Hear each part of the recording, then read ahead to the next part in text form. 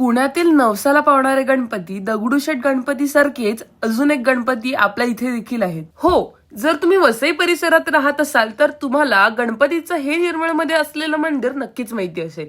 हे मंदिर या परिसरात राहणाऱ्या सर्व भक्तांसाठी खूप खास आहे, कारण की हे खूप जुनं मंदिर आहे. हे मंदिर इतकं जुनं आहे की माझी आजी सुद्धा इथे यायची आणि आता आम्ही सुद्धा इथे येतो. आणि इकडे आल्यावर बाप्पा आपल्याला नक्कीच आशीर्वाद देतो आणि आपली संकटावरून बाप्पा आपल्या इच्छाही पूर्ण करतो. तशी नेहमी इथे गर्दी नसते, पण आज अंगारकी चतुर्थी असल्याने भक्तजनांनी इथे फार गर्दी केलेली. कधी फुल पाडून तर कधी दुर्वा पाडून बाप्पा आपल्याला त्याचं असण्याचं अस्तित्व आपल्याला दाखवून देतो. पण आज मात्र या फुलाच्या सजावटीने आणि भक्तांच्या गर्दीने मंदिर फारच गजबजलं होतं. शेवटी मी बाप्पाचा आशीर्वाद आणि प्रसाद घेऊन घरी निघाले.